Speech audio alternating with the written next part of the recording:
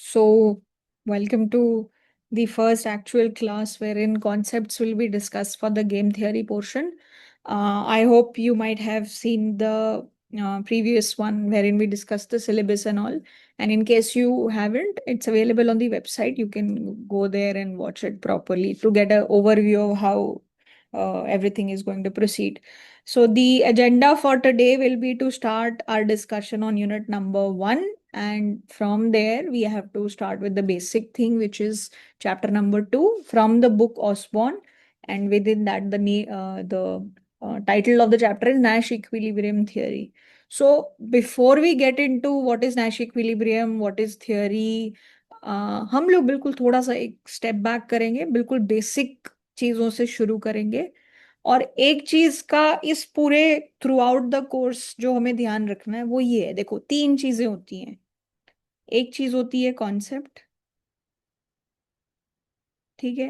एक चीज होती है स्टोरी, स्टोरी कह सकते हो आप इसको, या फिर I would like to also mention it as example.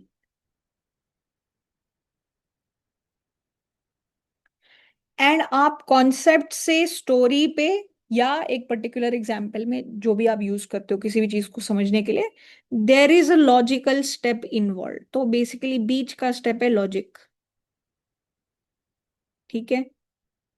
कुछ कॉन्सेप्ट्स होंगे हमारे पास, कुछ कॉन्सेप्ट्स बिल्कुल नए होंगे, कुछ कॉन्सेप्ट ऐसे होंगे जो आपने थोड़े बहुत पढ़े हुए हैं। उस कॉन्सेप्ट का यूज करते हुए हमें लॉजिक के हिसाब से लॉजिकली कंसिस्टेंट होना चाहिए, जो भी हम लोग आर्ग्यूमेंट कर रहे हैं वो। वहां से हम लोग क्या करते हैं, कोई भी स्टोरी में वो कॉन्सेप्ट पुट करने की कोशिश करते हैं, या किसी एग्जाम्पल में वो कॉन्सेप्ट कैसे अप्लाई होगा उस चीज को समझने की कोशिश करते हैं। तो हो सकता है कुछ बच्चों को ऐसा लगा हो कि पुराना जो सिलेबस डिस्कशन देख के कि ये तो बहुत ही टफ होने वाला है। बट टफनेस का मतलब ये नहीं है कि आपको कोई चीज मग अप करनी पड़ेगी, चीजें जो हैं बहुत लॉजिकल होंगी। आप स्टेप बाय स्टेप चीजें करोगे, कॉन्सेप्ट को फोर फ्रंट पे रखोगे तो कोई प्रॉब्लम नहीं आने वाली।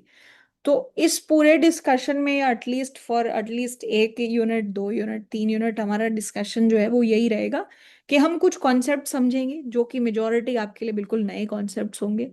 उस कॉन्सेप्ट को समझने के लिए हम बहुत सारे एग्जाम्पल देखेंगे, बहुत सारी स्टोरीज भी डेवलप करेंगे, और उस स्टोरी में वो कॉन्सेप्ट कैसे फिट हो रहा है उसको लॉजिकली स्टेप बाय स्टेप सारी चीजें समझेंगे। तो ये जो है ये फ्रेमवर्क दिमाग में रखते हुए फिर चीजों को प्रोसीड करेंगे, ठीक है। अच्छा जी।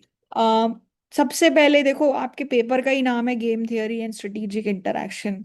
तो हम लोग बहुत ही एक लूज सेंस में ये टर्म यूज कर लेते हैं कि लेट्स प्ले सम गेम, या this is game theory, we will be discussing games. But हम लोग यहाँ पे जो टर्म यूज कर रहे हैं गेम, उसका एक बहुत स्पेसिफिक मतलब है, ठीक है। या आप रियल वर्ल्ड में भी जब गेम्स की बात करते हो तो जितने भी आप गेम खेलते हो, गेम्स कैसे होते हैं, like if somebody has to characterise whether something can be called as a game और not, what kind of things will come to your mind? किस तरीके की चीजें आपके दिमाग में आएंगी? If anybody would like to comment on that. competitive, competitive, okay. So competitive से मतलब क्या रहेगा हमारा, if you can elaborate on that little bit. somewhere synonymous with strategy. Very Uh, nice, very good, strategy. So कहीं ना कहीं strategy से, जब भी हम लोग स्ट्रैटेजी शब्द यूज करते हैं हमारे दिमाग में आता है कि अच्छा हम ये स्टेप ले सकते हैं, या फिर हम लोग ये स्टेप ले सकते हैं, या फिर हमारे पास मतलब मल्टीपल चॉइसेस होंगी। अगर दूसरा इंसान ये खेले तो मेरे को ये करना चाहिए, दूसरा इंसान कोई दूसरा ऑप्शन चूज करे तो मेरे को ये करना चाहिए। असेंशियली स्ट्रैटेजी से यही मतलब है हमारा, करेक्ट। तो कहीं ना कहीं मेरे दिमाग में एक स्टोरी होनी चाहिए कि अलग अलग एक्शंस जो दूसरा इंसान लेगा उसके बेसिस पे मुझे क्या स्टेप लेने चाहिए। Very nice. So this is one component which we will be seeing in games. What else?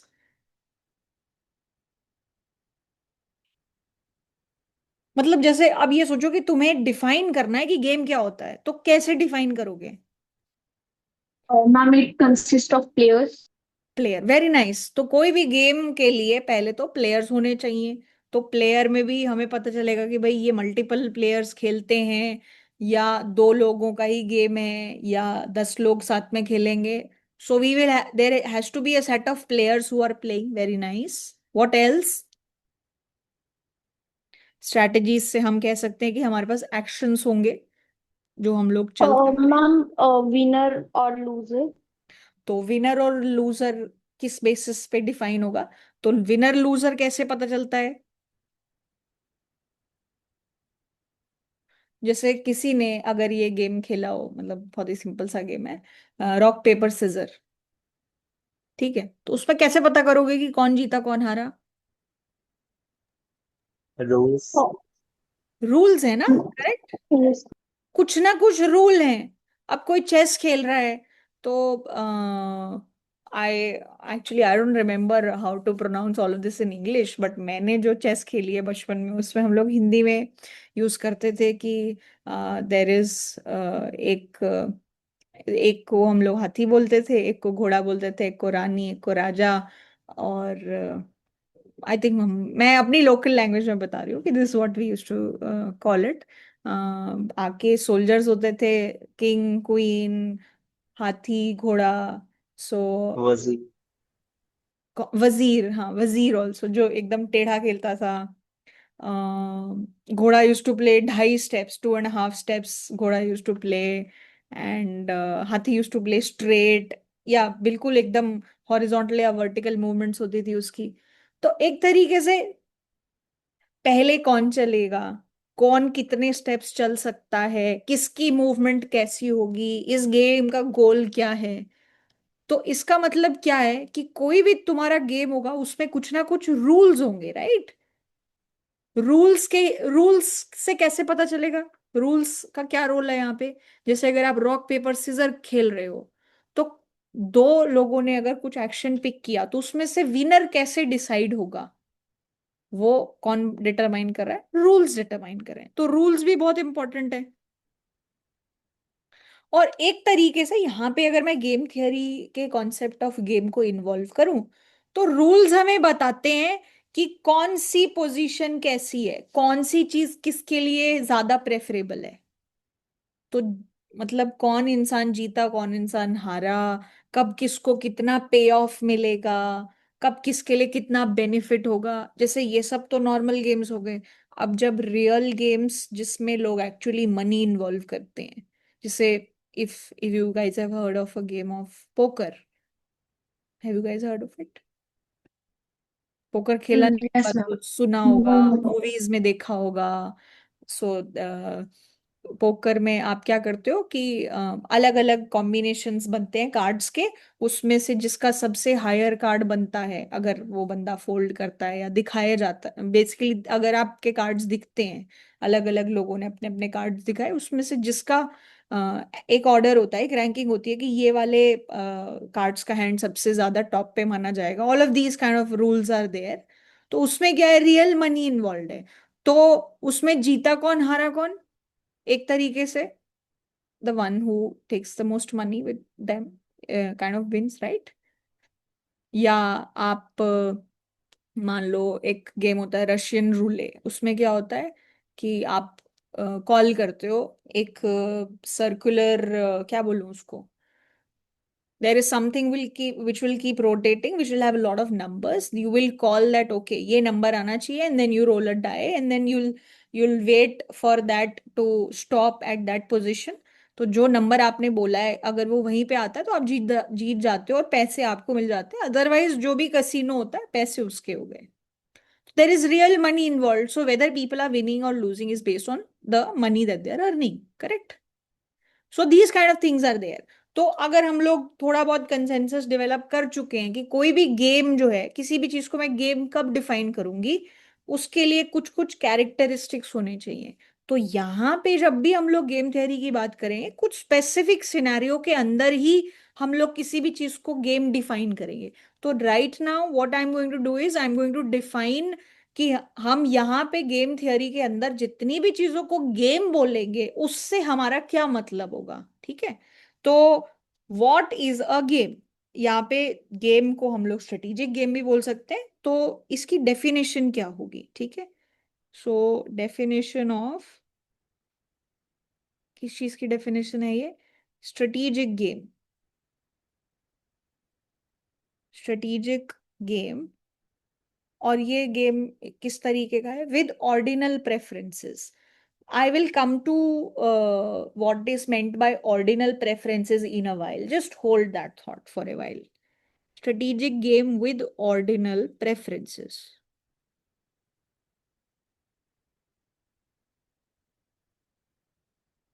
इस चीज को हम लोग डिफाइन करने की कोशिश करें. ऑर्डिनल का मतलब होता है, जैसे ये शब्द आपने पहले कहीं सुना हुआ है, किसी को याद है ये शब्द दोबारा, मतलब पहले हमने कभी माइक्रो में कब पढ़ा था? यूटिलिटी। यूटिलिटी को लेके हम लोग ऑर्डिनल टर्म यूज करते थे. क्या बोलते थे हम लोग कि यूटिलिटी क्या है? जब भी हम लेस देन लोग, ordinal. It's an ordinal concept. तो अगर मैं बोलूं कि किसी इंसान को यूटिलिटी 10 मिल रही है, तो मेरा उस 10 नंबर से कोई एसोसिएशन नहीं है. मेरा रोल सिर्फ ये है, वो 10 नंबर मुझे ये बता रहा है कि अगर कोई ऑप्शन या कुछ बंडल ऑफ गुड्स कंज्यूम करके उसको 12 यूटिलिटी मिलती है, और एक बंडल से उसको 10 यूटिलिटी मिलती है, तो ये जो नंबर्स हैं ये सिर्फ मुझे ये बता रहे हैं कि जिस बंडल से 12 यूटिलिटी मिल रही थी वो मुझे ज्यादा पसंद है as compared to the one where I'm getting 10. उस 10 को तुम कल को 100 बोल दो, उस 12 को तुम कल को 120 बोल दो, मुझे उससे कोई मतलब नहीं है. So that number has no value to me. All that matters to me is the ranking.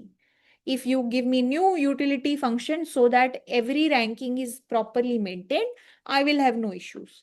तो यहाँ पे भी ऑर्डिनल का एक्चुअली वही मतलब है कि लोगों की जो प्रेफरेंसेस है of different different actions, that is ordinal. कि अच्छा, मुझे ये खेलना ज्यादा पसंद है, जैसे for example rock paper scissor खेलेंगे, तो maybe I might be a person, I might be a player who likes playing scissor the best, then maybe rock, then maybe something. तो order matter करता है इस तरीके से. This is what is meant by ordinal here. तो इसकी definition क्या होगी? कोई भी गेम को हम लोग बोलेंगे कि strategic game with ordinal preferences है, under what scenario? There are three things which are to be kept in mind. First, so a strategic game with ordinal preferences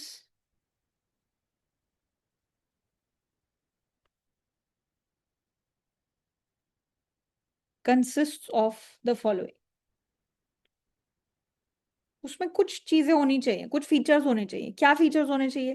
पहली चीज तो, कोई भी गेम शुरू तब होगा जब आपको ये पता होगा कि उस गेम में कितने लोग हैं, कौन लोग हैं, क्या प्लेयर्स हैं, who are the players of that game. So a set of players. So every game will have a set of players. This is first thing which we discussed here. Second thing that is required for us to define a game is, जितने भी player हैं, हर player के लिए वो player क्या क्या actions ले सकता है, वो चीज डिफाइंड होनी चाहिए. अगर 10 प्लेयर हैं तो वो 10 प्लेयर क्या क्या ऑप्शंस या क्या क्या चीजें कर सकते हैं, वो चीज डिफाइंड होनी चाहिए. हो सकता है वो सारे सेम एक्शंस ले सके, हो सकता है वो डिफरेंट एक्शन ले. All of like there are a lot of variations that can happen. We are fine with that. All we want is, for each player who is playing the game, there should be some actions, there should be a defined set of actions that he or she will be playing. We should be aware about that. So for each player,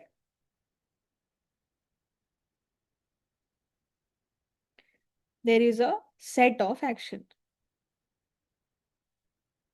यहां पे set का मतलब क्या है? Set is the concept of mathematical set. Set क्या होता है? Collection. Collection of items is set. Set of player मतलब कितने प्लेयर खेल रहे हैं उसका सेट बता दो. Player 1 2 3 4 5. For each player a set of action. मतलब अगर मान लो हम रॉक पेपर सिजर खेल रहे हैं, तो मैं क्या कर सकती हूँ? मैं या तो रॉक या पेपर या सिजर, इन तीनों में से कोई भी एक तरीके का फॉर्म ऑफ माई हैंड बना सकती हूँ. तो मेरे एक्शन क्या हो गए? रॉक बनाना या सिजर बनाना या पेपर बनाना. ठीक है, ये मेरे 3 एक्शंस हैं जो प्लेयर, मैं अगर एक प्लेयर हूं तो. दूसरा जो प्लेयर है जो मेरे साथ खेल रहा है वो कौन है? वो या तो रॉक बना सकता है या पेपर बना सकता है या सीजर बना सकता है. तो उसके क्या एक्शन हो गए? सेम जो तीनों एक्शंस मेरे हैं उसका सेट क्या है? Set of actions, that's it. तीसरी चीज जो हमें पता होनी चाहिए वो ये है कि उस वो क्या खेल सकता है वो बता दिया, मैं क्या खेल सकती हूँ वो भी बता दिया. अब जो हमारे अलग अलग कॉम्बिनेशंस बन सकते हैं कि मैंने सिजर खेला उसने रॉक खेला, मैंने रॉक खेला उसने सिजर खेला, मैंने रॉक खेला उसने पेपर खेला, कितने अलग अलग कॉम्बिनेशन ऑफ एक्शंस बन सकते हैं, उसको हम लोग एक्चुअली एक्शन प्रोफाइल भी बोलते हैं। अभी आगे आएंगे उस पे। एक्शन प्रोफाइल मतलब अलग अलग प्लेयर्स क्या क्या एक्शंस ले सकते हैं उसको कंबाइन करके देखना इज एक्शन प्रोफाइल। तो अलग अलग एक्शन प्रोफाइल से किसको कितना बेनिफिट होता है ये चीज भी क्लियर होनी चाहिए। ठीक है, कि हमें तभी तो पता चल जाएगा कि मेरे लिए कौन सी चीज बेनिफिशियल है, दूसरे इंसान के लिए कौन सी चीज बेनिफिशियल है। So third thing that we want is for each player, for each player preferences over preferences over not the action, the set of action profiles. And what is action profiles? Action profiles का मतलब है collection of basically ordered pair कह सकते हो, ordered pair भी बोल सकते हो, या set of, I would not say it set, set बोलना ठीक नहीं रहेगा, collection of all, collection of actions that each individual player takes.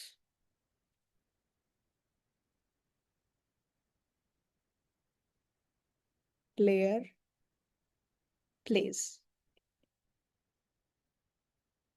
उसको हम लोग एक्शन प्रोफाइल बोलेंगे। अगर दो लोग हैं तो ऑर्डर्ड पेयर बोल सकते हैं, otherwise it becomes a collection of actions that each individual player will be playing, उसको हम लोग एक्शन प्रोफाइल बोल रहे हैं। तो जितनी अलग अलग पॉसिबल एक्शन प्रोफाइल्स हैं उसमें हमें जो हर प्लेयर है उसकी क्या क्या प्रेफरेंसेस हैं उसके बारे में इंफॉर्मेशन होनी चाहिए।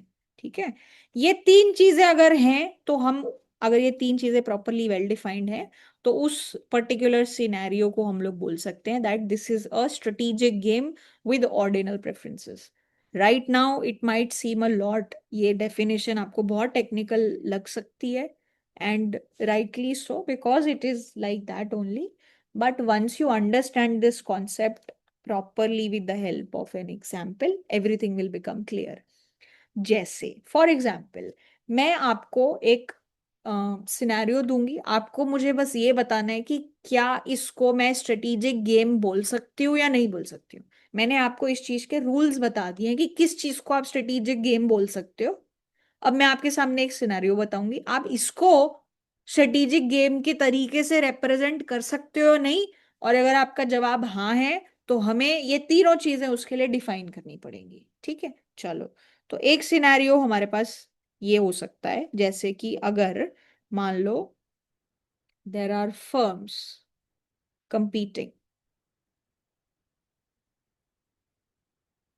इन द मार्केट, मार्केट में कुछ फर्म्स हैं जो आपस में compete कर रही हैं, क्या ये एक स्ट्रेटेजिक गेम हो सकता है या उस तौर पे आप इसको रिप्रेजेंट कर सकते हो? Yes. तो No, ma'am. Okay, lovely. I would just like to know yeses and nos for now. Yes, please go ahead. Who thinks Um, no? Who thinks yes? Or maybe no, जिसको लगता है वो no बता दो पहले। Okay, Utkarsh is saying yes. Krishna said yes already. Anshika was of the opinion that no. Ananya said yes. Okay, lovely. Anybody who's with no apart from Anshika?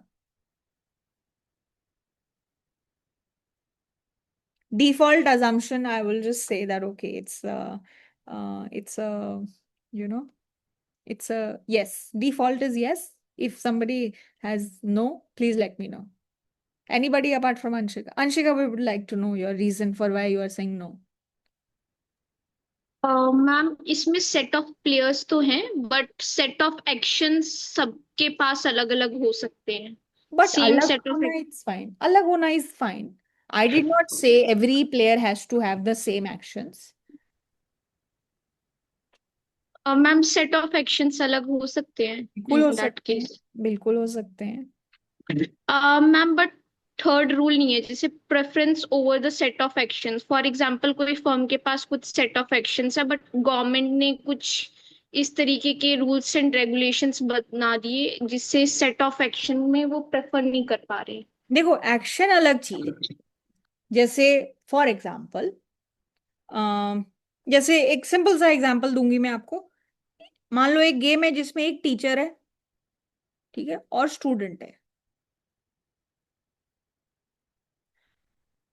ठीक है। Student हो सकता है, स्टूडेंट का गोल क्या होता है? अगर नॉर्मली देखें, उसको बढ़िया नंबर चाहिए, ठीक है। टीचर का गोल यहाँ पे डिफाइंड नहीं है, तो अभी हम लोग जस्ट स्टोरी में थोड़ा सा मसाला ऐड करने के लिए बोल रहे हैं। टीचर थोड़ा सेडिस्टिक है, बच्चे को फेल होता हुआ देख देख के हो सकता है उसको इस पर्टिकुलर सिनेरियो में खुशी मिलेगी। If the person is sadistic, then that person, sadistic होना का मतलब क्या होता है? If you are deriving pleasure from somebody else's grief, you are sadistic, you might be called sadistic. This is the meaning of this term. हो सकता है suppose teacher उस थॉट का हो, कई बच्चों को तो वैसा लगता भी है कि है टीचर्स बहुत सारे ऐसे। Anyways, so let's say that is the scenario. तो teacher would feel happy if the student fails, ठीक है। Student is wants to get as much marks as possible, उसका सिंपल सा गोल ये है। तो एक बारी ये मान लेते हैं कि स्टूडेंट जो है उसके पास दो ऑप्शन है। टीचर ने अनाउंस किया कि हम लोग टेस्ट लेंगे, ठीक है। अब टीचर का ऑप्शन क्या है कि वो बहुत हार्ड पेपर बनाए या बहुत इजी पेपर बनाए, ठीक है। Hard exam, hard paper, easy paper,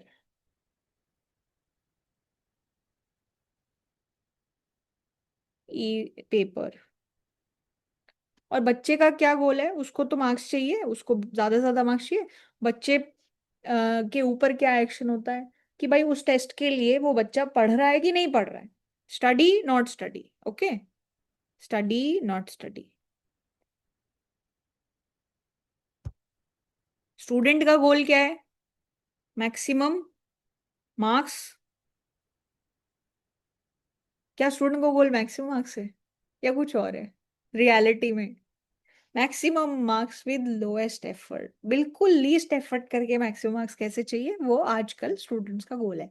तो हमेशा से स्टूडेंट्स का यही गोल था, ठीक है, विद लीस्ट एफर्ट्स।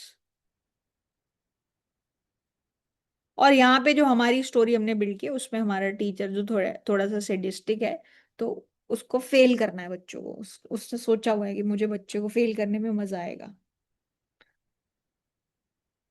या मे बी बच्चे के कम मार्क्स आए तो उसको अच्छा लगेगा। तो क्या ये सिनेरियो गेम हो सकता है? इसमें प्लेयर कौन कौन हो गए? यस। टीचर हो गया टीचर एंड और स्टूडेंट। तो ये दो प्लेयर्स हो गए। तो आपको कोई भी गेम है या नहीं है वो डिसाइड करना है, तो इस तीन पैरामीटर्स पे चीजें चेक करनी है। तो टीचर एंड स्टूडेंट, इन दोनों का सेट, ये कौन हो गए हमारे प्लेयर्स, ठीक है। अच्छा, अब दूसरा स्टेप क्या था? हर प्लेयर के लिए एक सेट ऑफ एक्शन होना चाहिए। तो पहला प्लेयर अगर स्टूडेंट है, तो स्टूडेंट के एक्शंस क्या हो गए? पढ़ना है कि नहीं पढ़ना है, दो एक्शंस है, ठीक है। स्टूडेंट के एक्शंस क्या हो गए? Study not study. टीचर के क्या एक्शंस हो गए?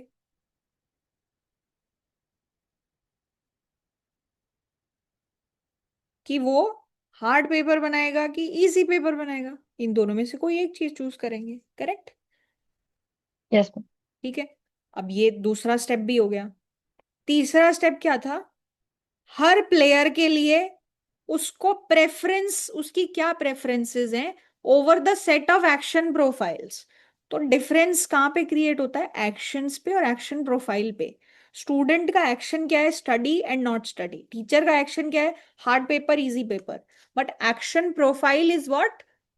जब आप इन सारे प्लेयर्स, जितने भी हो सकता है, तुम्हारे पास 10 प्लेयर हो सकता है 12 हो, 50 हो, कुछ भी हो, सबका एक एक एक्शन अगर तुम कंबाइन करके उनके जितने पॉसिबल एक्शंस हैं, आप उसको जितने पॉसिबल एक्शन प्रोफाइल्स, जितने पॉसिबल हर हर बंदा एक एक एक्शन चूज करे, उससे जो प्रोफाइल बनता है उसको एक्शन प्रोफाइल बोलते हैं। और जितने भी पॉसिबल एक्शन प्रोफाइल्स हैं उस पे आपकी एक प्रेफरेंस होनी चाहिए। तो यहाँ पे एक्शन इज डिफरेंट। एक्शन मतलब इंडिविजुअल प्लेयर क्या खेल रहा है। Action profile is what, as an example, action profile will be what, that student is studying, student का एक्शन ही हो गया, and teacher made easy paper, जिसमें पहले प्लेयर का भी एक्शन है एक और दूसरे प्लेयर का भी एक एक्शन है। इन दोनों का जो कॉम्बिनेशन है ये क्या है, this is a action profile, this is one action profile. What other action profiles are there? That students study but teacher made hard paper. Okay. What is the third one? That student did not study and teacher made easy paper.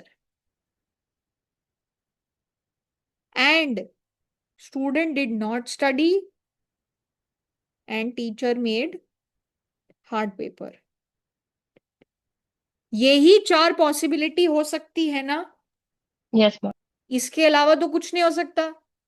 तो जब आप जितने player हैं सबके क्या क्या possible action है, और वो पूरे दुनिया में जितने सिनेरियोज हो सकते हैं सबको तुम अगर मेंशन कर देते हो, तो this becomes a set of, अगर इसका एज अ सेट में इसको लिख दूं, तो this becomes a set of action profile. This is a set of action profile. ठीक है, this is a set of action profile, this is one action profile. तो जो तीसरा स्टेप है ना इस गेम में, कि गेम किसको बोलते हैं, ये तीसरा स्टेप क्या बोल रहा है कि हर प्लेयर के पास सेट ऑफ एक्शन प्रोफाइल्स पे एक प्रेफरेंस होनी चाहिए। मतलब क्या, कि मैं अगर इस गेम में स्टूडेंट हूं तो मुझे पता होना चाहिए कि इन चारों सिनेरियोज में से मुझे सबसे ज्यादा क्या पसंद है, फिर क्या पसंद है, फिर क्या पसंद है। हो सकता है मैं इंडिफरेंट हूं कुछ एक्शन कुछ चीजों के बीच में, बट मेरी एक ऑर्डरिंग होनी चाहिए। तो ये ऑर्डरिंग स्टूडेंट के लिए भी होनी चाहिए। तो student should have an ordering of this action profile, कि मेरे को ये सबसे ज्यादा पसंद है, फिर ये पसंद है, फिर ये पसंद है, फिर ये पसंद है। Similarly teacher should also have a ranking of it. तो just by common knowledge and common, let's say this is the objective of the student. तो आप ये बताओ कि जैसे मान लो पहला ऑप्शन ये है कि स्टडी, उसने तो पढ़ाई भी करी और लेकिन पेपर इजी आ गया, तो क्या होगा, स्टूडेंट को क्या लगेगा कि यार इतनी पढ़ाई भी करी और पेपर भी इजी आ गया। तो हो सकता है student might not be happy, right. तो student is not happy Yes. कि भाई इतने एफर्ट किए, कम से कम ऐसा तो लगे कि हार्ड पेपर था तो मेहनत रंग लाई। दूसरा ऑप्शन है कि उसने पढ़ाई करी और हार्ड पेपर आया, तो उसको लगेगा कि चलो very nice, I should have studied, so now the student is happy. Third one, he did not study and paper was easy, so is like अरे इसमें तो पढ़ना ही नहीं था, बहुत अच्छी बात है मैंने नहीं पढ़ा। तो in this scenario also is this person is very happy कि चलो बहुत बढ़िया। And what happened in this one, पढ़ा भी नहीं और पेपर भी हार्ड आ गया, तो फिर बोले कि भाई ये क्या हो गया, हमारी तो दुनिया ही तबाह हो गई, राइट। तो इसमें स्टूडेंट सैड है। तो ये जो नॉर्मल हमने बातें करी है, इससे हमें ये तो चीज समझ में आ गई कि ये और ये are not something that the students prefer, या उनकी टॉप रैंक ये तो नहीं है, राइट। Yes, ma'am. तो क्या हो गया, अब हमें पता है कि रैंकिंग में ये और ये नीचे रहेंगे, अब इस और ये ऊपर रहेंगे इन दोनों के कंपैरिजन में। बट अब ऑर्डर क्या रहेगा हमें नहीं पता। अब उसके केसेस में कोई बंदा स्पेसिफिक हो सकता है, हो सकता है अगर स्टूडेंट बहुत रिस्क एवर्स हो तो उसको लगेगा कि अगर पेपर, अगर वो पढ़ना इज हिज फर्स्ट चॉइस, तो हो सकता है उसके लिए फर्स्ट रैंकिंग ये हो, फिर उसके लिए सेकंड रैंकिंग ये हो, फिर हो सकता है उसके लिए थर्ड रैंकिंग ये हो, फोर्थ रैंकिंग ये हो। ऐसे हम लोग अलग अलग रैंकिंग्स बना सकते हैं। This is what we mean when we say that there should be a preference over set of action profiles. Similarly, teacher will also have some sort of preferences over these options. Okay कि अगर उसने पढ़ा और paper easy आया तो वो पक्का क्या होगा, बच्चे को बहुत अच्छे नंबर मिलेंगे। एक तो पेपर भी इजी बनाया था और पढ़ भी लिया उसने, तो बढ़िया नंबर आएंगे। तो teacher is not happy assuming the goal is this कि don't want them to have too much marks. If they made hard paper and if he or she studied, it's fine, moderate. Then easy paper not studied, then hard paper not studied, teacher might be happiest, most happiest in this one. तो ऐसे ही आपकी इन चारों के ऊपर teacher के perspective से भी preference होनी चाहिए।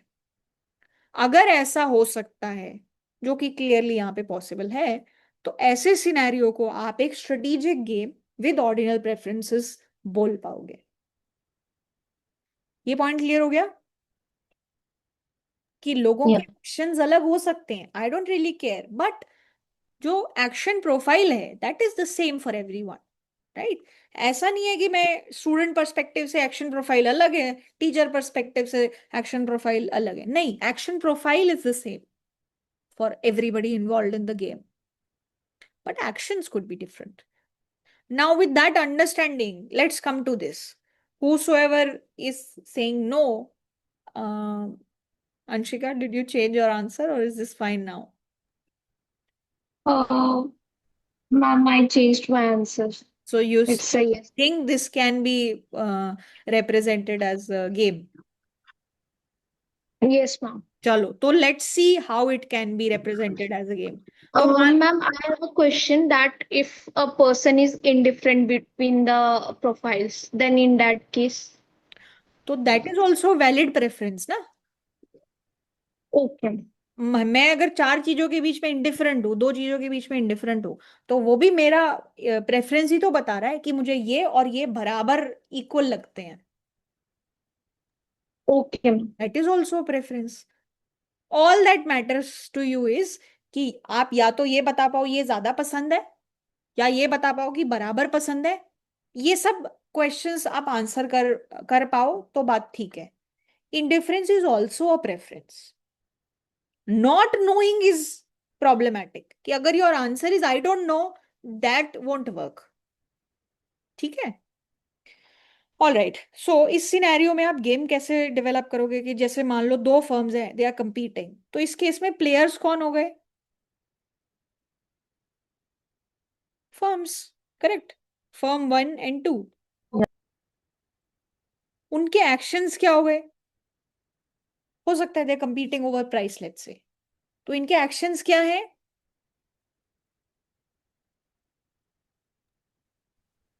Price and quality. Let's say price is what they are picking, तो they are fighting over prices. तो इनके एक्शन क्या है? फर्म 1 क्या चूज करेगी कि मेरे को क्या प्राइस रखना है, फर्म 2 क्या चूज करेगी, वो ये चूज करेगी उसको क्या प्राइस रखना है, correct? Prices, they will be fighting over prices. Actions में क्या आएगा? प्राइस। ये पहली फर्म कितना प्राइस रखे, 10, 20, 50, 100, मार्जिनल कॉस्ट के बराबर, blah blah blah, multiple possibilities. Also one more thing, by listening to this particular example, we did not say, we said there should be a set of actions, but set can have infinite elements. कोई भी एक set होता है ना, उसमें हो सकता है फाइनाइट सेट हो, कि हो सकता है इनफाइनाइट सेट भी हो सकता है। अगर मैं बोलूं एक फर्म है जो 1 से लेके 2 के बीच में जो प्राइस मन में आए उसके वो रख सकती है, तो वो सेट फाइनाइट है कि इनफाइनाइट है? Infinite. Infinite. Infinite है। you have multiple possibilities. तो we are just saying we need a set, we did not say we need a finite set.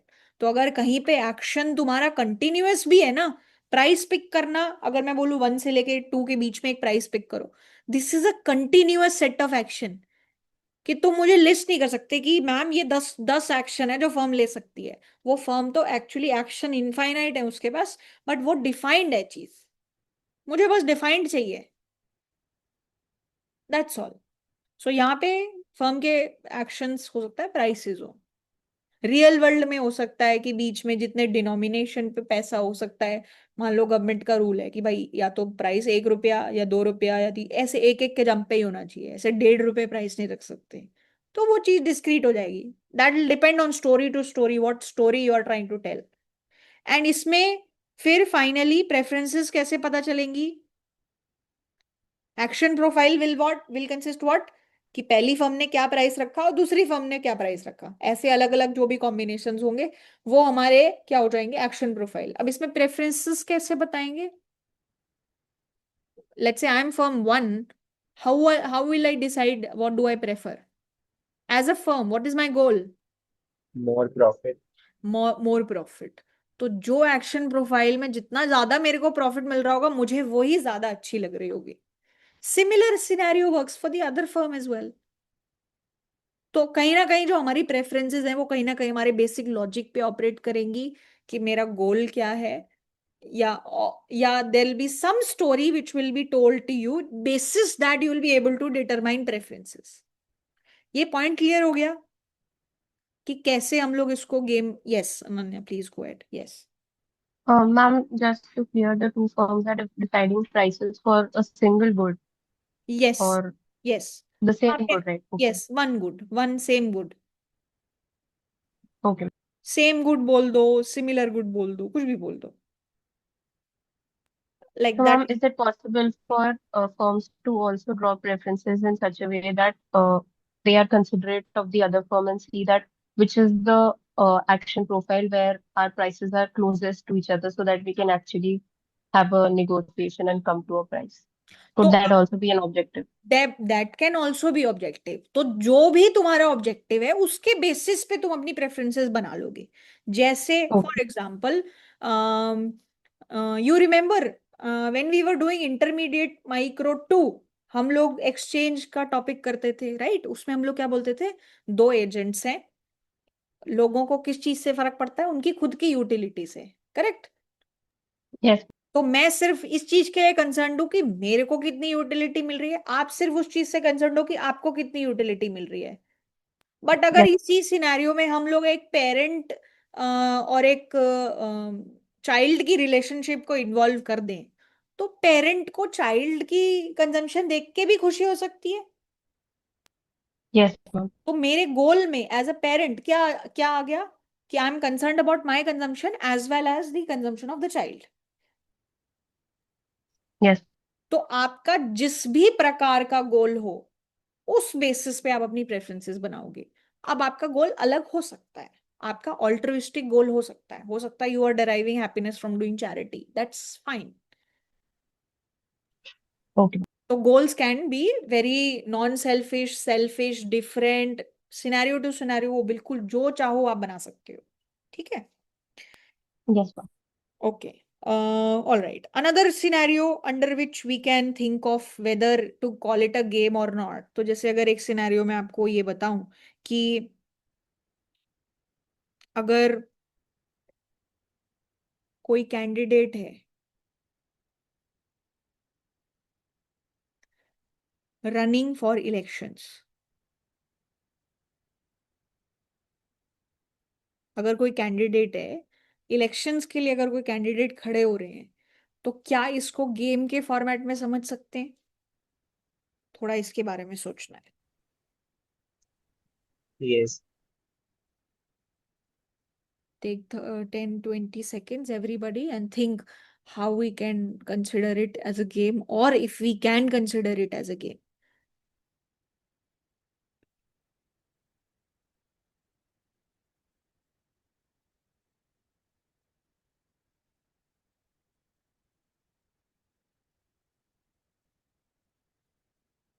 Politics से बड़ा गेम नहीं है कोई, Yes. रियलिटी में भी। एनीवेज, यस, सोचते हैं। तो हमें नहीं पता कि इसको गेम की तरह देख सकते हैं या नहीं, बट थोड़ा ट्राई करते हैं सोचने की। हमारे तीन रूल्स हैं, तीन चीजें हमें पता होनी चाहिए। पहली तो प्लेयर्स कौन कौन है। तो मान लो चार कैंडिडेट खड़े हो रहे हैं, तो प्लेयर कौन कौन हो गए, चारों कैंडिडेट, करेक्ट? प्लेयर डिफाइंड है, is Yes. Candidate one, candidate two, candidate three, candidate four, ये चार कैंडिडेट हो गए, ये हमारे प्लेयर्स हो गए। ठीक है? अब इनके एक्शंस क्या हो सकते हैं? Their promises, 50 schemes.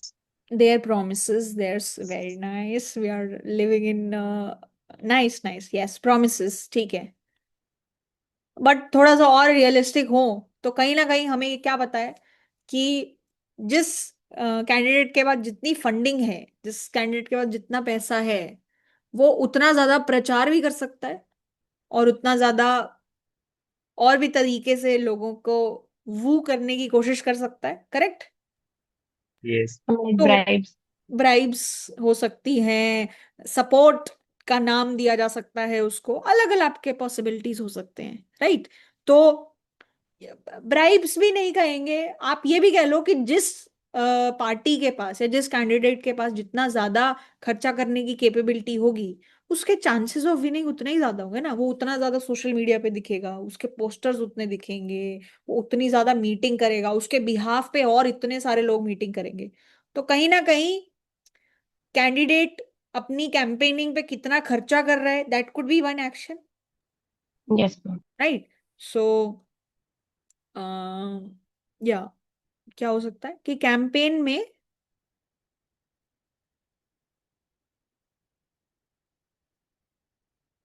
एक्सपेंडिचर कितना हुआ या कितना करना है एक्सपेंडिचर, वो कैंडिडेट अपना डिसाइड कर ले, डिपेंडिंग ऑन उसके क्या रिसोर्सेज हैं and all of that. By the way, I don't know why this is coming to my mind, but just telling you, during Delhi elections, specifically talking about Malviya Nagar in Delhi, there was one YouTuber who also, I'm not, I'm forgetting the name. He filed as a candidate to run. Uh, Meghnad. Meghnad, something like that. Yeah, he also has a YouTube channel.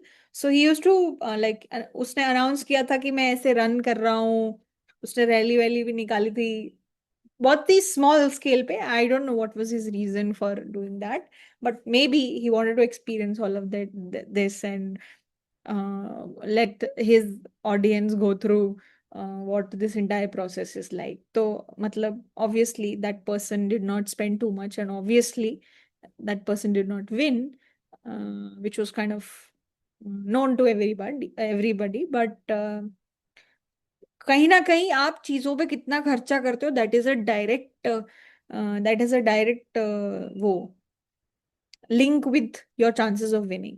And these days this is becoming the scenario. ठीक है, आप जितने ज्यादा आपको एक social media पे presence बनानी है, उसके लिए आपको टीम चाहिए, आपको मीटिंग्स करनी है, आपको लोगों से मिलना है, लोगों की समस्याएं सुननी है, आपके बिहाफ पे बहुत सारे लोग ये सब मीटिंग्स करें, बैठक करें, अलग अलग व्हाट्सएप फॉरवर्ड्स होंगे, तो उसके लिए बहुत सारे लोगों को एंगेज करना पड़ेगा। There is a full on strategy that goes on behind all of this, so which requires money. So that is the scenario. वो तो होता ही होता है। ठीक है, ओके। सो ये प्लेयर्स हो गए, ये उनके एक्शन हो गए कि वो अपने कैंपेनिंग पे कितना खर्चा कर रहे हैं। और तीसरी चीज हमारी क्या है कि उनके पास क्या होना चाहिए, जो अलग अलग लोगों के प्रोफाइल्स हैं, एक्शन प्रोफाइल्स। यहाँ पे एक्शन प्रोफाइल का क्या मतलब होगा? जैसे फॉर एग्जाम्पल हमारा एक्शन है कि कैंपेन पे कितना खर्चा है, तो मान लो कि पहला कैंडिडेट बोले कि भाई मैंने 1 करोड़ खर्चा किया, ये इसका एक कैंपेन एक्सपेंडिचर हो सकता है 5 करोड़, इसका कैंपेन एक्सपेंडिचर हो सकता है 10 करोड़, इसने भी बोला मैं 1 करोड़ खर्च करूंगा। ये एक पॉसिबल एक्शन प्रोफाइल है।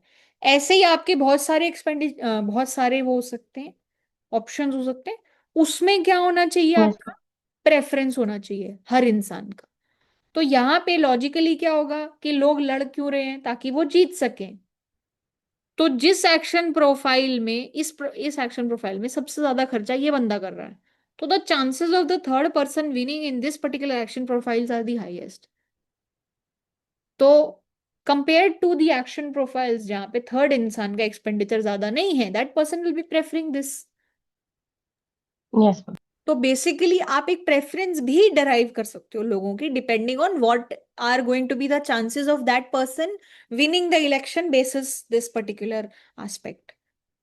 तो इसका मतलब यही है कि हम एक प्रेफरेंस भी ड्रॉ कर सकते हैं। तो प्लेयर भी हो गए, उनके एक्शन भी हो गए, प्रेफरेंसेस भी ड्रॉ हो गई। तो एक तरीके से इसको भी आप गेम की तरीके से मॉडल कर सकते हो, और ये गेम ही है।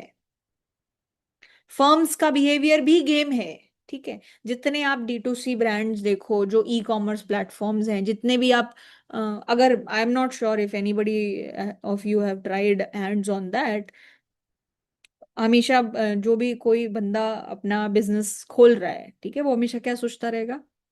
आजकल तो खैर बहुत सारे लोग क्या करते हैं, अपनी पूरी जर्नी भी डॉक्यूमेंट करते हैं, हमने क्या किया, कैसे किया, कहाँ से सोर्सिंग करी, कितना फर्नीचर लाए, कितने दिन में खोलना है।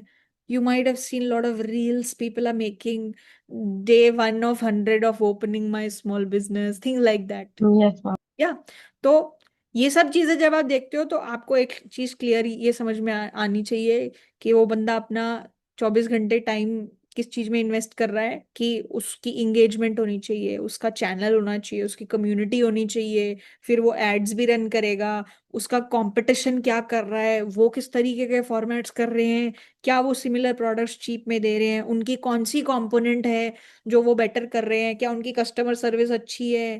There are lot of things that go on, ये भी पूरा गेम ही है। आप अपना इनपुट साइड पे कितना खर्चा कम कर सकते हो, कितनी एस्थेटिक चीजें करोगे। आजकल लोगों, आज की Gen Z like aesthetic things, all the aesthetic things, this is what is needed. So packaging कितनी अच्छी है, ओपनिंग एक्सपीरियंस कितना अच्छा है, all these things go on behind the scenes. तो ये क्या है कि आप हमेशा अपने कॉम्पिटिटर की चीजें भी देख रहे हो, आप बाकी लोगों से भी इंस्पायर हो रहे हो। तो इस चीज को भी एक गेम की तरह के से देखा जा सकता है कि कौन कितना एग्रेसिवली मार्केट कर रहा है, all these kind of things. तो नियरली आप कहो ना कि मेजोरिटी चीजों को इस फॉर्मेट में आप स्ट्रक्चर कर सकते हो, इस फॉर्मेट में आप चीजों को सोच भी सकते हो, ठीक है। तो लाइफ की बहुत सारी सिचुएशन है जो इस फॉर्मेट के तौर पे समझी जा सकती हैं एज ए स्ट्रेटेजिक गेम, ठीक है। अब हम लोग क्या करेंगे, अभी तक ये जो पूरा यूनिट 1 तो पूरा नहीं कहूंगी, अभी जो हम लोग मेजरली डिस्कशन कर रहे हैं उसमें हमने एक चीज जो अभी इंट्रोड्यूस नहीं की है अपनी सिचुएशन में, वो ये है कि हम लोग क्या करेंगे कि हमारे यहाँ पे ना टाइम कंपोनेंट, अभी हम लोग जितने भी गेम्स डिस्कस करेंगे they will be simultaneous move games. ये तो बेसिक डेफिनेशन दी। इसके बाद हमारे जितने भी गेम्स रहेंगे वो साइमल्टेनियस मूव गेम्स रहेंगे। साइमल्टेनियस मूव गेम्स, साइमल्टेनियस का मतलब होता है कि एक ही साथ करना,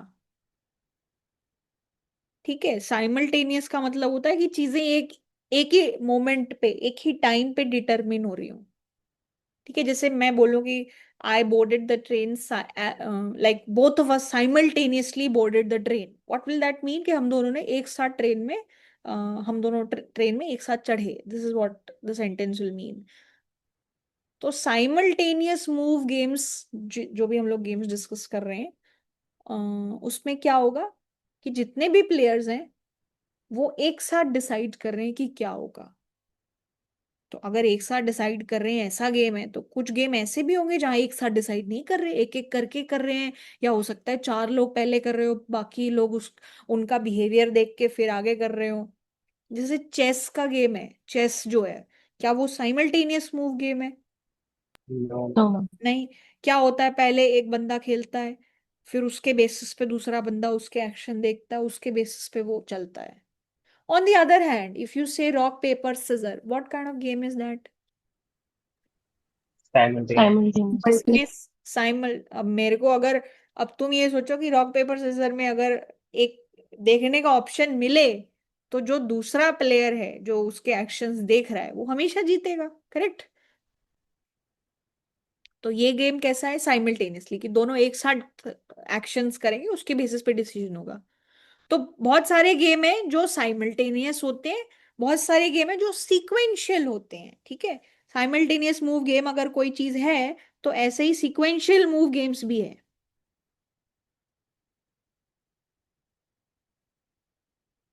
तो अभी फॉर द टाइम बीइंग जितने भी हम लोग डिस्कशन करेंगे, एटलीस्ट आई वुड से मतलब 2-3 चैप्टर्स तक तो हम लोग साइमल्टेनियस मूव गेम्स के बारे में ही बात करेंगे कि लोग एक साथ डिसाइड कर रहे हैं, ठीक है।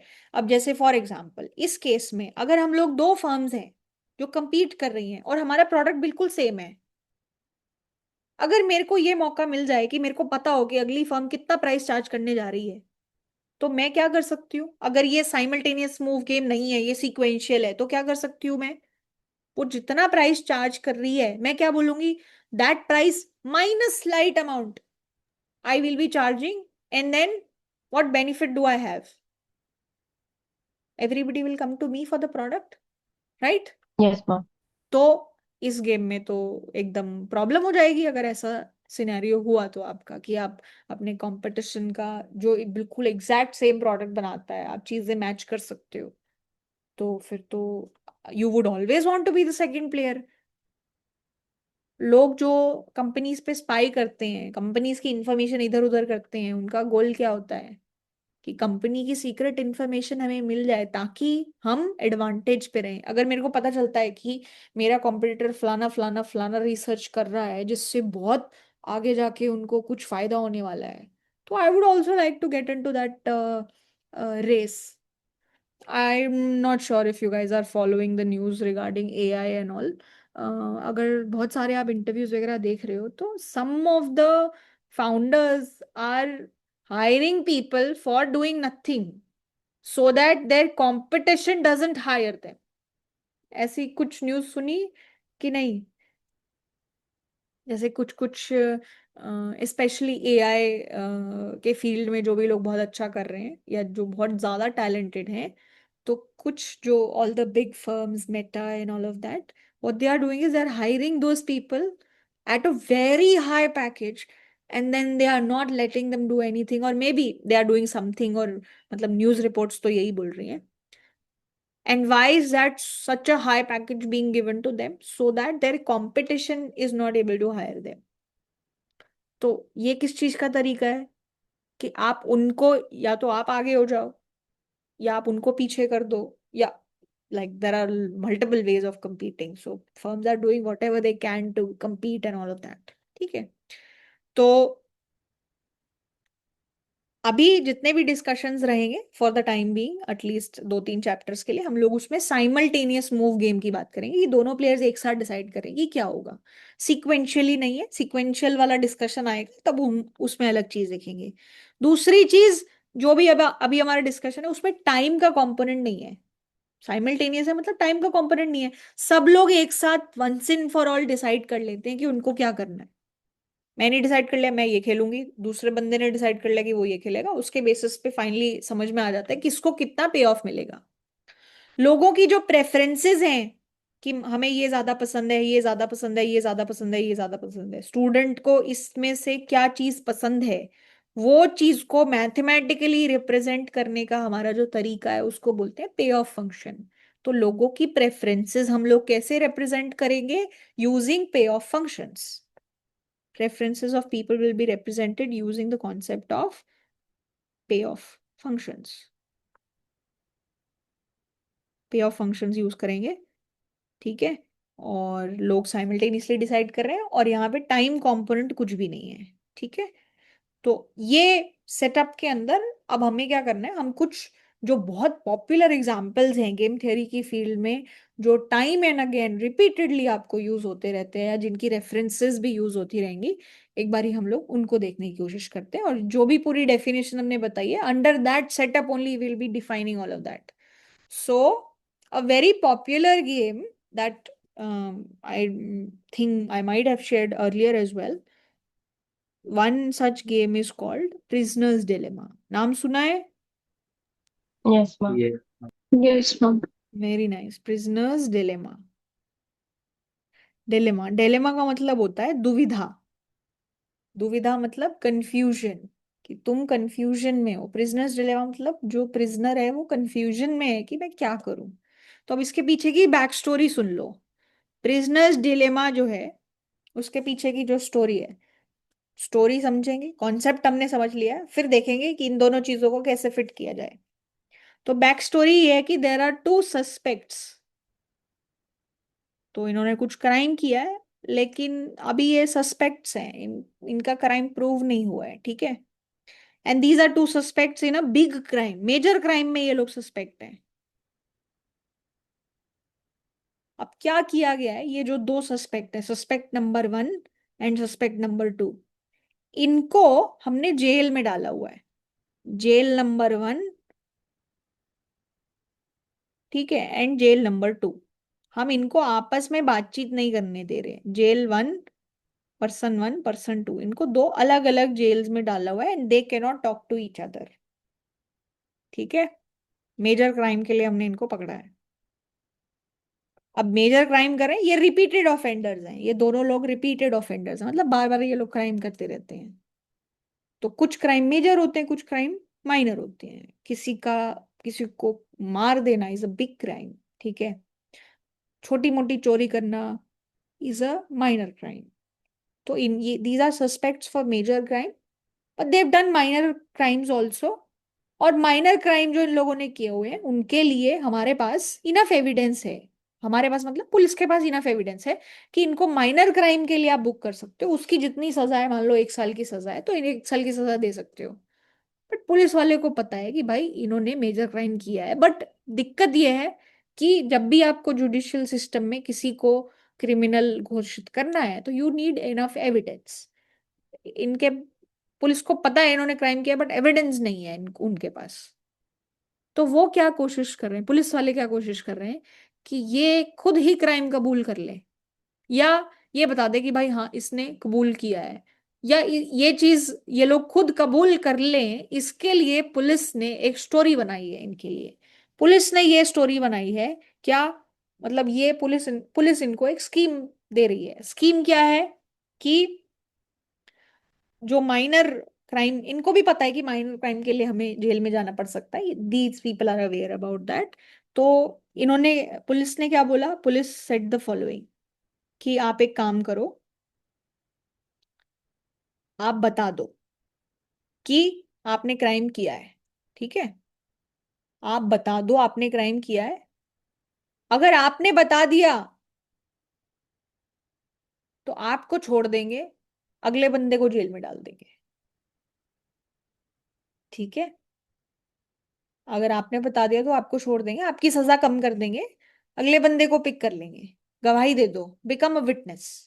This is the scheme that the police is trying to sell to these people, and these people are not able to talk to each other। मान लो इसके पहले ये लोग अगर बात कर पाए तो दोनों बोल देते कि भाई अपना मुंह मत खोल देना या बता मत देना, क्यों, क्योंकि फिर तू भी जाएगा मैं भी जाऊंगा। तो इस तरीके की कॉन्वर्सेशन अगर हो सकती है तो आप आपस में अपनी सेम स्टोरी बाइंड कर सकते हो, ठीक है। बट इनको बात नहीं करने दी गई। तो पुलिस क्या कह रही है कि आप एक दूसरे को लेके इन्फॉर्मर बन जाओ। अगर आप इन्फॉर्मर बनते हो तो आपकी सजा कम कर देंगे और आपको फ्री छोड़ देंगे या सजा कम कर देंगे, ऑल ऑफ दैट सिनेरियो, ठीक है। तो पुलिस की स्कीम जो है उसके हिसाब से क्या हो सकता है कि अगर आपको माइनर क्राइम के लिए पिक किया जाता है तो आपको कितने साल की जेल मिलेगी, 1 ईयर की, ठीक है। और अगर कोई एक इंसान किसी दूसरे इंसान को लेके क्या कर देता है, अगर मतलब इंफॉर्मेशन दे देता है तो उसको फ्री कर दिया जाएगा, उसको फ्री कर देंगे और दूसरे बंदे को बुक कर लेंगे। और अगर माई मेजर क्राइम के लिए दूसरे बंदे को या जिसको भी मेजर क्राइम के लिए पिक होना है, मेजर क्राइम के लिए जो सजा है वो क्या है, 4 इयर्स, ठीक है। मेजर क्राइम की सजा 4 इयर्स है, माइनर क्राइम की सजा 1 ईयर है। ये स्टोरी है अभी तक। और अगर दोनों ने, हो सकता है दोनों ही डर में कबूल कर लें। एक बंदा तो ये सोच के, मान लो ये सोचे कि यार क्या पता इसने बोल, ये बंदा क्या सोच रहा है हम ये देख रहे हैं, ये बंदा सोच रहा है कि यार अगर इसने बता दिया और मैं चुप रहा तो क्या होगा, ये तो चला जाएगा फ्री होके और मेरे को कितनी सजा मिल जाएगी, सॉरी। 4 साल की। ये भी बैठ के यही सोच रहा है कि कहीं गलती से इसने बता दिया और मैं चुप रहा तो क्या होता है, मेरे को 4 साल की सजा और वो फ्री। अगर दोनों शांत रहे तो कोई किसी का कोई इन्फॉर्मर नहीं बना, और क्या, इनको माइनर क्राइम के लिए कन्विक्ट किया गया। अब हो सकता है इस डर में दोनों ही बता दें, तो दोनों बता देंगे तो दोनों को क्या किया जाएगा, जो दोनों को ही जेल में रखा जाएगा। और फिर कितने साल की सजा मिलेगी, अगर दोनों को मान लो जेल में रखते हैं तो सजा मिलती है 3 साल की। Both confess.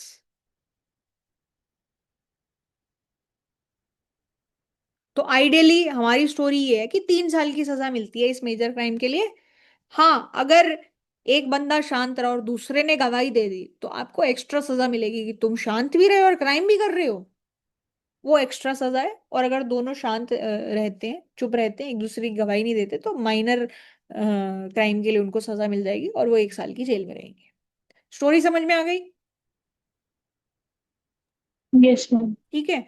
तो अब इसको हमें गेम थियरी या गेम के फॉर्मेट में कन्वर्ट करना है। तो इसको अगर हम लोग को गेम के फॉर्मेट में कन्वर्ट करना है तो हमें क्या चाहिए, 3 चीजें चाहिए। क्या? कि प्लेयर्स कौन है, उसके एक्शंस क्या क्या है, और उनकी प्रेफरेंसेस क्या क्या है। ठीक है, चलो तो प्लेयर्स कौन कौन है? जो 2 प्रिजनर्स हैं, 2 सस्पेक्ट्स हैं, correct. So the 2 suspects are players. इनको आप प्लेयर 1 प्लेयर 2 कुछ भी मान लो, प्लेयर 1 प्लेयर 2, प्रिजनर 1 प्रिजनर 2 ऐसे मान सकते हो। ठीक है। इनके एक्शंस क्या है? Confess, not confess. कन्फेस या नॉट कन्फेस। ठीक है। या जो भी आप अपनी टेक्स्ट बुक में शब्द देखोगे वो होगा क्वाइट और फिंक। क्वाइट मतलब शांत रहो, फिंक मतलब गवाही दे दो, बयान दे दो, all of that. Confess not confess also means the same, quite Fink also means the same. Fink मतलब गवाही दे दी तुमने, ठीक है। तो जस्ट अंडरस्टैंड दैट। तो इनके एक्शंस क्या हो सकते हैं कि ये लोग एक तो या तो शांत रहेंगे या फिर गवाही दे देंगे। Ma'am, when they confess, they say that I have done the crime or the other person has done the crime. कुछ भी बोल सकते हो, I have done the crime, we have done the crime, we have done the crime. अच्छा, okay. हाँ, Okay, we did. कि we have done the crime, yes. ठीक है। तो इनके एक्शंस हो गए। फिर तीसरी चीज क्या आती है हमारे पास, अगर हमें कोई भी गेम को फॉर्मेट करना है तो तीसरी चीज आती है प्रेफरेंसेस। तो देखो, अब प्रेफरेंसेस समझने के लिए ही मैंने आपको इतनी लंबी स्टोरी सुनाई है। अब आप मेरे को बताओ कि किसी भी प्लेयर की प्रेफरेंसेस क्या होंगी। तो पहले तो बंदे का गोल क्या होगा, यहाँ पे इनको क्या मिल रही है, सजा। तो बंदे का ऑब्जेक्टिव क्या होगा Least life in कि prison. कम से कम सजा मिले। तो पहले तो हम क्या देखेंगे कि इनके एक्शन प्रोफाइल्स क्या क्या हैं, उसमें से किसको किसमें कितनी सजा मिल रही है, और उसके बेसिस पे हमारी प्रेफरेंस बन जाएगी, करेक्ट। तो अब देखो, जो चीज मैं यहां लिखूंगी तो प्रेफरेंसेस, पहले मैं प्लेयर 1 की प्रेफरेंस आपको बता देती हूँ। प्लेयर 1 पहला प्रिजनर, ठीक है। तो जो एक्शन यहां लिखा जाएगा वो पहले बंदे का है, जो बाद में लिखा जाएगा वो दूसरे बंदे का है। तो क्या क्या पॉसिबिलिटीज हो सकती हैं कि पहला प्लेयर क्या बोल दे, गवाही दे दे, और दूसरा प्लेयर क्या करे। अभी हम लोग एक्शन प्रोफाइल्स लिख रहे हैं, ठीक है। प्लेयर 1 प्लेयर 2 पे बाद में आएंगे। पहला बंदा गवाही दे दे, दूसरा बंदा शांत रहे, एक ये पॉसिबिलिटी है। उसके अलावा दूसरी पॉसिबिलिटी क्या है, ये बंदा गवाही दे दे और ये बंदा भी गवाही दे दे। Yes. तीसरी पॉसिबिलिटी है क्या, कि ये शांत रहे और ये भी शांत रहे। और चौथी पॉसिबिलिटी क्या है कि ये शांत रहे और ये गवाही दे दे। यही 4 पॉसिबिलिटीज हो सकती है, Yes. ठीक है। अब आप ये देखो कि यहाँ पे प्लेयर 1 और प्लेयर 2 ईयर इन जेल हम लोग लिख रहे हैं अभी, ठीक है, जेल टाइम। तो अब एक बात बताओ, इस सिनेरियो के अंदर जब पहला बंदा गवाही दे देता है, दूसरा बंदा शांत रहता है, तो क्या होता है, प्लेयर 1 जिसने गवाही दी उसको कितनी जेल होती है? 4,1। जिसने गवाही दी और दूसरे बंदा शांत रहा तो क्या होगा? मेरे को 4 साल की सजा मिलेगी क्या? 0,4। क्या? 1,4। मुझे 1 साल की सजा कब मिलती है? देर Both sorry ma'am, that would be 0,4। yeah, so basically if the I confess, other person remains silent, I am allowed to be free. वो मेरे को यही तो बोल के टेम्प्ट कर रहे हैं ना कि बेटा गवाही दे दे, तेरे पे फ्री होने का चांस है, राइट? यही तो स्कीम दे रहे हैं कि Yes, जैसे ma'am. जितनी भी तुमने मूवीज देखी होंगे जिसमें क्रिमिनल क्राइम पुलिस होता है, जब भी कोई बंदा लेके आते हैं जिसने बहुत बड़ा क्राइम कमिट किया होता है, तो वो क्या बोलते हैं? Please assist us, please cooperate us with the investigation, we will reduce your sentence या विल रिड्यूस योर सजा या समथिंग और द अदर। ये क्या होता है? या तो ये सच बोल रहे हैं या सिर्फ उसको टेम्प्ट कर रहे हैं कि भाई सारी बातें बता दे। तरीका है अपना अपना। तो अगर पहले बंदे ने गवाही दे दी, दूसरा बंदा शांत रहा, तो जो पहला बंदा है दैट विल बी फ्री। तो कितने साल रहेगा वो जेल में? बिल्कुल भी नहीं। और दूसरे बंदे के साथ क्या होगा? उसको 4 साल के लिए जेल में डाल देंगे। करेक्ट? Yes, दोनों ने गवाही दे दी तो क्या होगा? तीन 3 years. साल ये लोग जेल में रहेंगे। ये शांत रहा, ये भी शांत रहा, तो अब इनके पास सबूत तो है 1 1। नहीं। तो एक एक साल अपने माइनर क्राइम की सजा ये लोग काट के आ जाएंगे, एक एक साल के लिए। और चौथा ऑप्शन क्या है? कि एक बंदा, पहला बंदा शांत रहा, दूसरे ने गवाही दे दी, तो अब कौन फंस गया? पहला बंदा, which is 4 years and that this person is free, right? ठीक है। Yes. Now you see, this is jail time. What do I want? I want the least jail time, right? Yes, तो पहला इंसान, अगर मैं पहले इंसान की बात करूं फॉर फर्स्ट प्लेयर, ये जो 4 ऑप्शन है 1 2 3 4, पहले इंसान for player 1, what does player 1 want? कि ये मेरे लिए सबसे, इसको मैं अगर इसकी यूटिलिटी U1 बोलूं इस केस में, तो U1 सबसे बड़ी होनी चाहिए, right? My Yes. Happiness from this option is the maximum age player 1। फिर yes, उसके बाद U3, you 3. फिर उसके बाद U2, फिर उसके बाद U4। करेक्ट? Yes, ऐसे ही मैं प्लेयर 2 के लिए भी बता सकती हूँ। For player 2,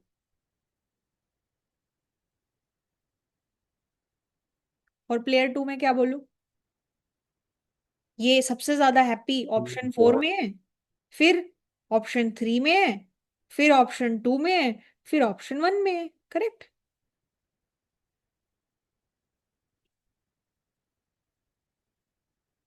yes. Yes. तो अब ये जो टर्म है, ये जो तरीका है हमारा चीजें रिप्रेजेंट करने का, इसको कोई सिंपल फॉर्मेट में किया जा सकता है क्या? हम अलग अलग यूटिलिटीज, हम अलग अलग रैंकिंग को कैसे रिप्रेजेंट करते हैं? यूटिलिटीज से, जिसको एक और तरीके से हम लोग बोल सकते हैं पे ऑफ। तो अगर मैं U1 में इस इंसान को जितना पे ऑफ मिल रहा है इसके लिए कोई एक नंबर असाइन कर दूं, और मेरा रूल ये हो कि जितना बड़ा नंबर उतनी तुम ज्यादा खुश, तो उसके बेसिस में क्लियरली बता पाऊंगी कि कौन कितना खुश है, कौन किसको क्या चीज पसंद है, क्या चीज नहीं पसंद है। करेक्ट? तो yes, मान लो मेरी U1 की वैल्यू 3 हो जाए, इसकी वैल्यू 2 हो जाए, इसकी वैल्यू 1 हो जाए, इसकी वैल्यू 0 हो जाए, तो मेरे को पता चल जाएगा ना मेरे को कौन सा ऑप्शन ज्यादा पसंद है, कौन सा कम पसंद है। सिमिलरली इस इंसान के लिए भी यही चीज हो जाए। करेक्ट? yes, तो अब हम क्या कर रहे हैं?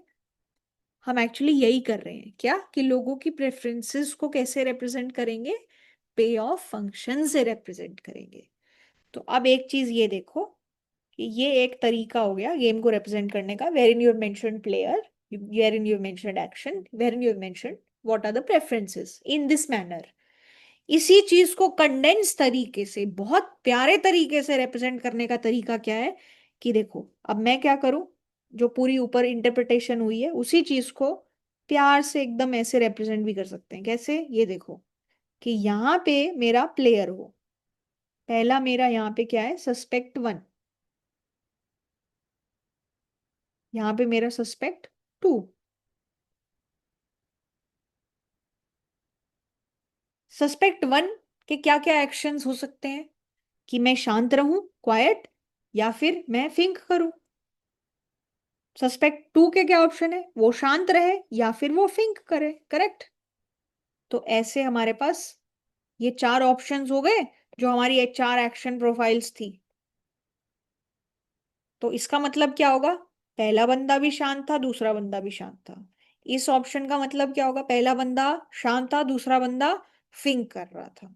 इसका मतलब पहला बंदा थिंक किया, दूसरा बंदा शांत रहा। इसका मतलब क्या रहेगा, दोनों ने एक दूसरे के खिलाफ गवाही दे दी। ठीक है।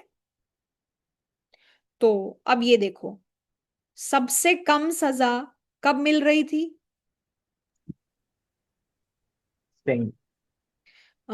जब ये बंदा थिंक कर रहा था, पहला बंदा, और दूसरा बंदा शांत था, तब पहला इंसान सबसे ज्यादा खुश था।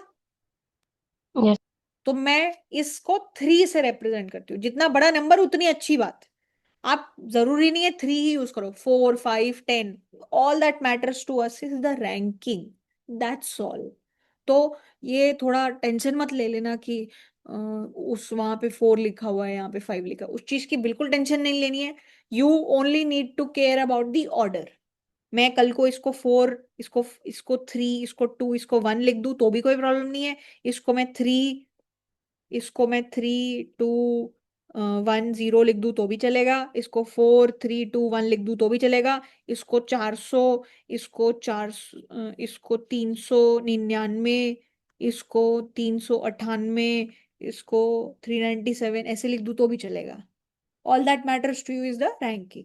सो फॉर सिंप्लिसिटी, या जो भी हम लोग बुक्स में यूज करते हैं, उसी कन्वेंशन को फॉलो करते हुए अगर हम लोग मान लो, बेस्ट ऑप्शन क्या है कि आई फर्स्ट पर्सन के पर्सपेक्टिव से अभी लिख रही हूं, I think and the other person remains quite, that is the best option for me first person के लिए। Yes. Yes.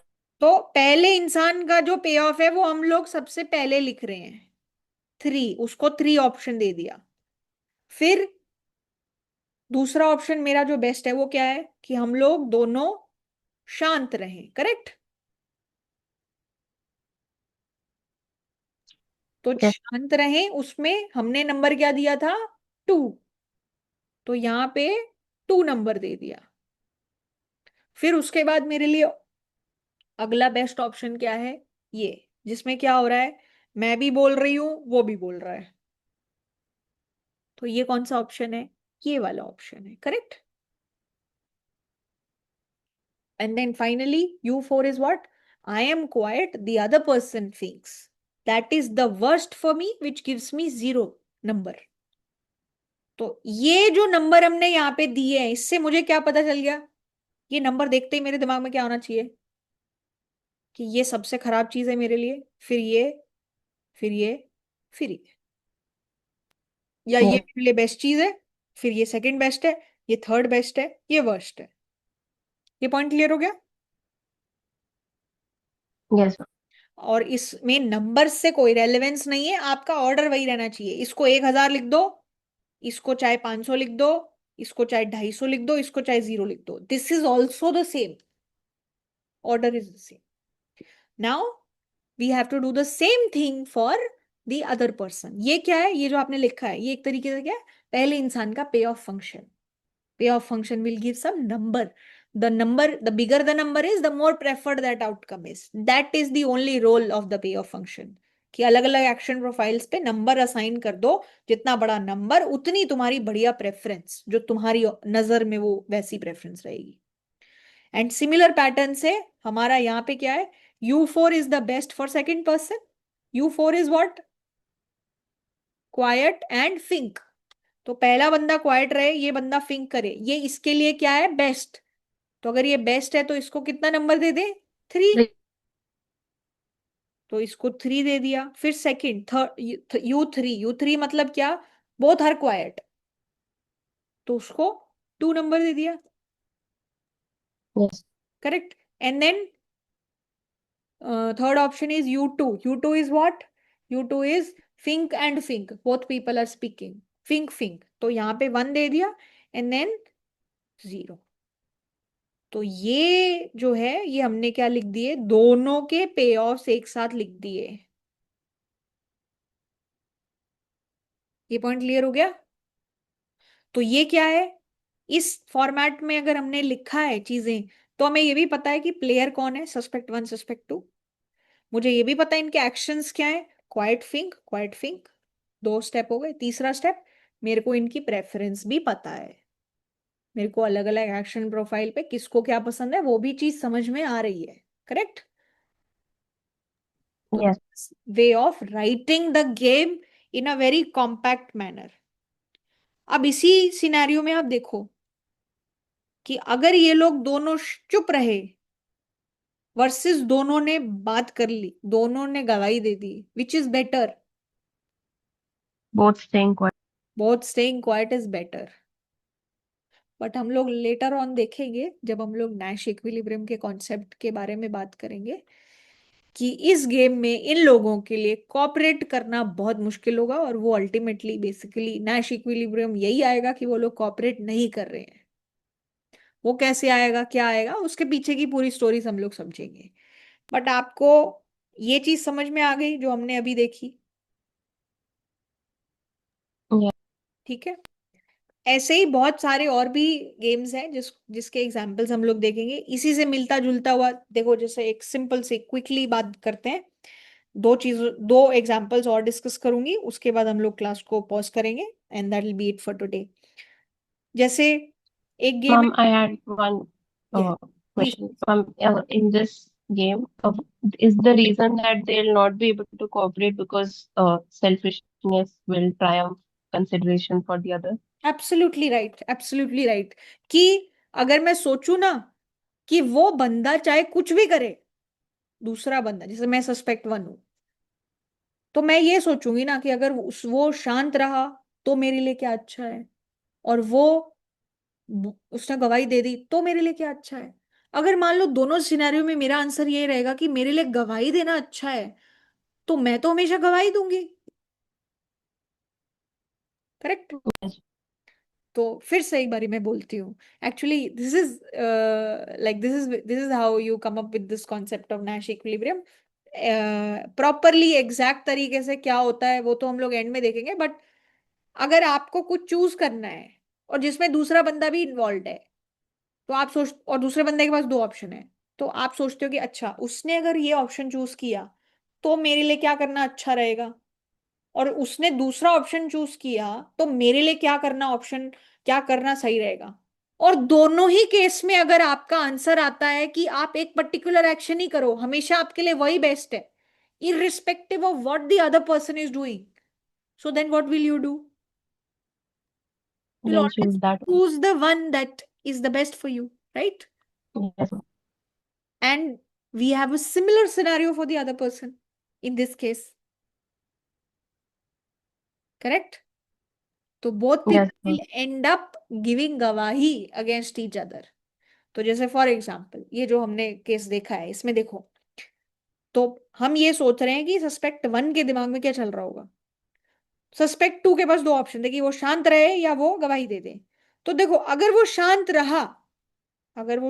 रहता है, हमें मान लो हमने फिक्स कर दिया कि दूसरा बंदा शांत रहता है, तो अगर पहला बंदा शांत रहा तो उसको क्वाइट रहेगा, तो उसको पे ऑफ मिल रहा है 2।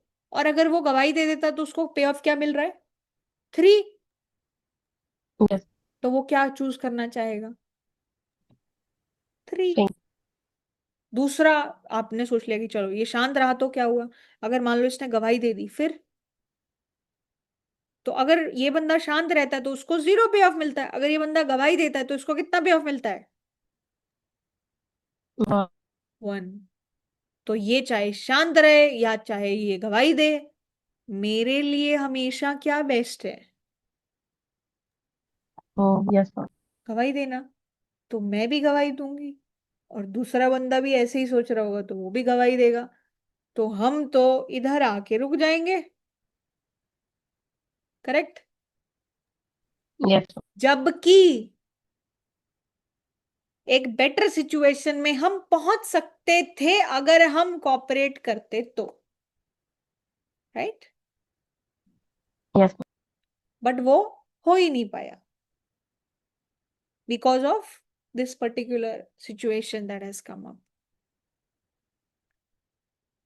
तो इसी से रिलेटेड एक कॉन्सेप्ट है स्ट्रिक्टली डोमिनेटेड स्ट्रेटेजी। मतलब एक ऐसी स्ट्रेटेजी जो तुम हमेशा खेलना चाहोगे, irrespective of what other strategy that you have, उसको बोलते हैं स्ट्रिक्टली डोमिनेटिंग स्ट्रेटेजी। तो यहाँ पे थिंक करना एक स्ट्रिक्टली डोमिनेटिंग स्ट्रेटेजी है।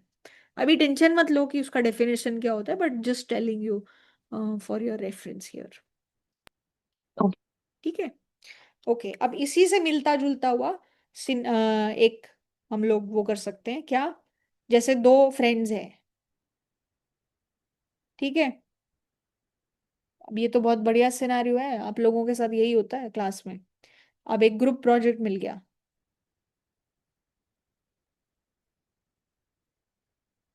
ठीक है। तो ग्रुप प्रोजेक्ट मिलने में काम करना पड़ेगा। अब दो लोग मिलके अगर काम कर रहे हैं तो इन लोगों के पास क्या ऑप्शन है?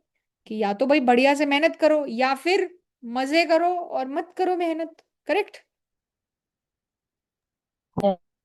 तो अब हमारे पास दो प्लेयर हैं, मान लो player one, student one, player two. दोनों के पास सेम ऑप्शन है क्या? वर्क हार्ड या गूफ ऑफ। गूफ ऑफ करने का मतलब होगा कि मजे करो, चिल करो, मत करो काम। ठीक है। इसके पास भी यही ऑप्शन है।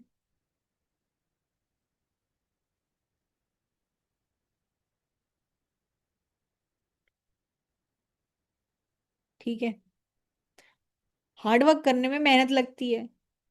जो भी बंदा हार्ड वर्क कर रहा है वो बेचारा पार्टी नहीं कर पाएगा, इधर उधर नहीं घूम पाएगा। करेक्ट। तो अब ये सोचो, आपके लिए बेस्ट चीज क्या है? आपको नंबर भी चाहिए और आपको पार्टी भी करनी है, तो आपके लिए बेस्ट चीज क्या है?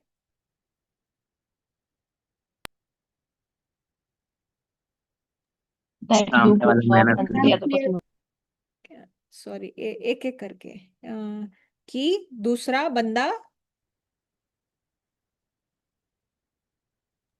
मेहनत कर रहे। मेहनत कर ले और मैं मजे कर लूं, तो मेरे को नंबर भी मिल Yes. जाएंगे और मेरे मजे भी हो जाएंगे। इसको क्या बोलते हैं? दोनों हाथ में लड्डू लेना। ठीक है। कि मुझे मजे भी करने और नंबर भी आ गए मेरे। तो ये सिनेरियो कब हो पाएगा? अगर मान लो प्लेयर वन के पर्सपेक्टिव से सोचें तो,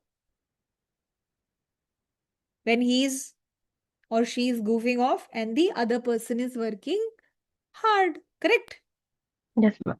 तो मान लो इसके, ये मेरे लिए बेस्ट सिनेरियो है, इसमें मैंने नंबर दे दिए खुद को कितने? 3। फिर दूसरा ऑप्शन, भाई मुझे नंबर भी चाहिए। किसी एक को तो हार्डवर्क करना पड़ेगा, नहीं तो नंबर कट जाएंगे। ठीक है। दूसरा ऑप्शन क्या होगा? कि हम लोग Both work hard. Will both work hard, तो we'll get good marks and all of that. ठीक है। एक ऑप्शन ये हो गया। फिर तीसरा ऑप्शन, अगर तुम दोनों को दोनों चिल कर रहे हैं तो कोई टेंशन नहीं। कम से कम ये क्या बोलेंगे, एकदम गुस्सा तो नहीं आएगा कि मैंने तो मेहनत करी और वो चिल कर रहा है। अदरवाइज फिर तुमको क्या लगेगा? हाँ ठीक है, वो भी चिल कर रहा है, मैं भी चिल कर रही हूँ, कोई दिक्कत नहीं है। करेक्ट। तो Yes. इस सिनेरियो में भी तुम खुश हो, मतलब रिलेटिवली।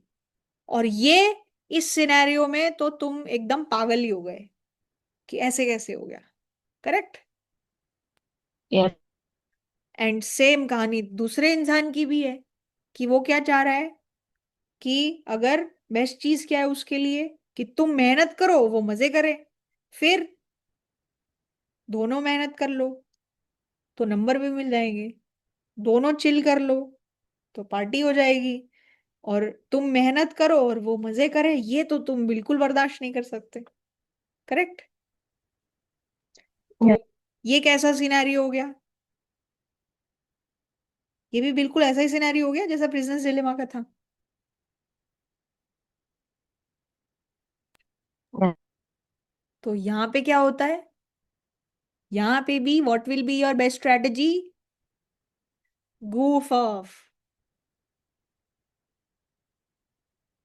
क्यों? क्योंकि सोचो, अगर दूसरा बंदा हार्ड वर्क कर रहा है तो तुमको क्या लग रहा है कि भाई वो हार्ड वर्क कर तो रहा है, मैं तो मजे कर लूं।